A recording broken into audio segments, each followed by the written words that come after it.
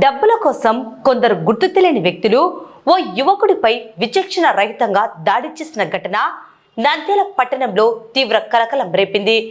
బాధితుడు తెలిపిన వివరాల ప్రకారం నంద్యాల పట్టణానికి చెందిన మనోజ్ అనే యువకుడు స్థానిక మెడికల్ స్టోర్లో ఉద్యోగం చేస్తున్నాడు. ఈ నెల 14వ తేదీ రాత్రి విధులు ముగించుకొని ఇంటికి వెళ్తున్న సమయంలో అతనికి మొబైల్ యాప్ ద్వారా కొందరు వ్యక్తులు మెసేజ్ చేశారు. ఆ మెసేజ్ ఆధారంగా బాధితుడు శ్రీనివాస సెంటర్ వద్దకు వెళ్లి వారిని కలవగా దుండగులు అతన్ని బలవంతంగా బైక్ పై నంద్యాల పబ్లిక్ స్కూల్ సమీపంలోని శివారు ప్రాంతానికి తీసుకెళ్లారు. అక్కడ మనోజ్ ను బెదిరిస్తూ 2 లక్షలు ఇవ్వాలని డిమాండ్ చేశారు. బాధితుడు నిరాకరించడంతో విచక్షణ రహితంగా దాడి చేసి తీవ్రంగా గాయపరిచారు. మిత్రుల సాయంతో తీవ్రంగా గాయపడిన మనోజ్ ను నంద్యాల జిల్లా ప్రభుత్వ జనరల్ ఆసుపత్రికి తరలించారు. ప్రస్తుతం ఆయన ఆసుపత్రిలో చికిత్స పొందుతున్నాడు. తనపై దాడి చేసిన గుర్తు తెలియని వ్యక్తులపై కఠిన చర్యలు తీసుకుని తనకు న్యాయం చేయాలని బాధితుడు పోలీసులను వేడుకున్నాడు. ఈ ఘటనపై పోలీసులు కేసు నమోదు చేసి దర్యాప్తు జరుపుతున్నారు. నేను నంద్యాలలో ఉంటాను. నేను ప్రజెంట్ కార్తీయ మెడికల్ స్టోర్ లో పనిచేస్తాను.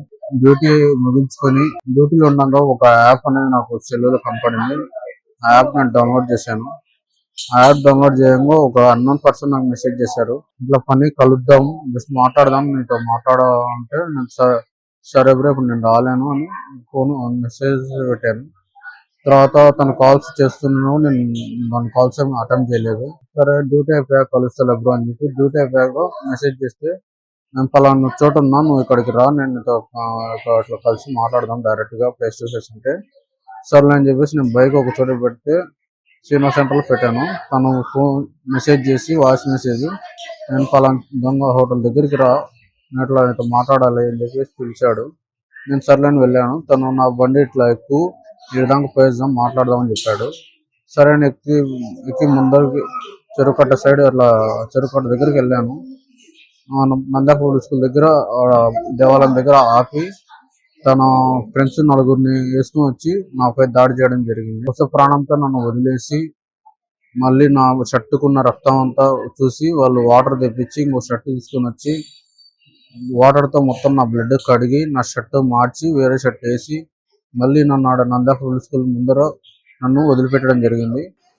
ఆడ నన్ను వదిలిపెట్టేసి నా సెల్ నాకు ఇచ్చేసి సిమ్ములన్నీ తీసేసి నన్ను వదిలేసి వెళ్ళిపోయారు వాళ్ళు. నేను అక్కడ నుంచి చిన్నగా నడుచుకుంటూ నంద్యాల పబ్లిక్ స్కూల్ దగ్గరకు వచ్చి అక్కడ ఉన్న నంద్యాల పబ్లిక్ స్కూల్ సెక్యూరిటీ వాళ్ళతో ఇంట్లో వాళ్ళకి ఫోన్ చేయించి ఇట్లా నన్ను ఇలా కొంతమంది 5 మంది కలిసి నన్ను చంపడానికి ప్రయత్నించినారని చెప్తే మా ఫ్రెండ్స్ సాయి, పరమేశ్ వాళ్ళందరూ వచ్చి నన్ను కాపాడడం జరిగింది. హాస్పిటల్లో జాయిన్ చేయించారు.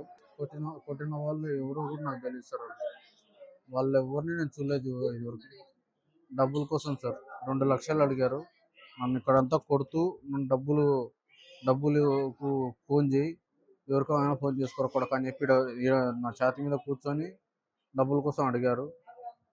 2 లక్షలు వాళ్ళ చేతికున్న కడంతో నా మొత్తం బాడీని నా ఫేస్ని అంతా కొట్టారు. 2 లక్షలు కావాలి మాకు, నువ్వు ఫోన్ చేసుకో అని చెప్పి చెల్లిచ్చి ఫోన్ చేయించినారు. ఆ టైంకి అవతల ఉన్న పర్సన్ నాకు ఫోన్ ఎత్తలేదు.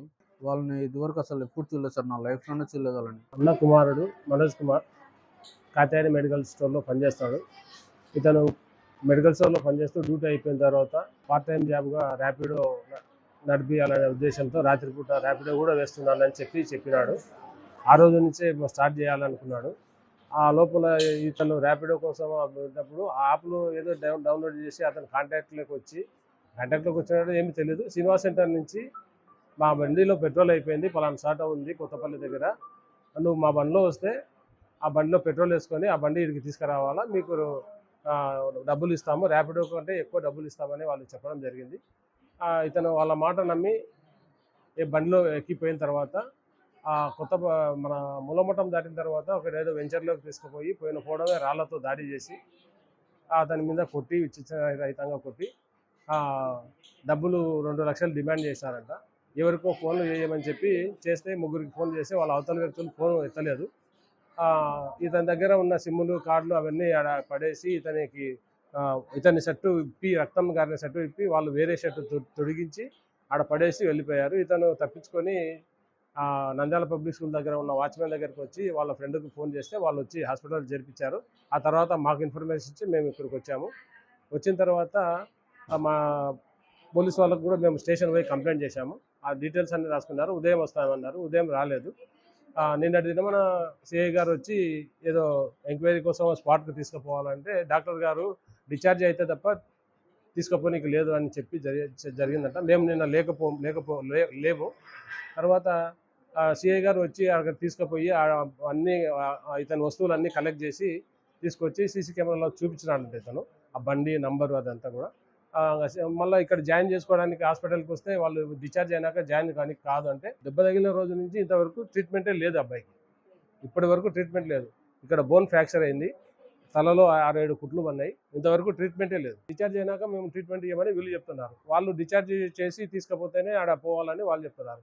మళ్ళీ ఈరోజు వచ్చి ఏదో రిక్వెస్ట్ చేసుకొని మళ్ళీ అడ్మిట్ కావడం జరిగింది. అడ్మిట్ అయిన ఒక గంటన్నరకే పోలీస్ స్టేషన్ నుంచి మీరు ఎఫ్ఐఆర్ బుక్ చేయాలా రమ్మంటున్నారు. మళ్ళీ ఇక్కడ నుంచి పోతే ఇంక ట్రీట్మెంట్ ఛార్జ్ కాదు. పోలీసులు మామూలుగా ఆ సార్ వాళ్ళు వచ్చి అధికారులు ఇక్కడికి వచ్చి మామూలుగా తీసుకుంటారు కదా, ఎందుకు ఈ విషయంలో తీసుకోలేదని మాత్రం మేము అడుగుతున్నాం. దయచేసి ఈ అబ్బాయికి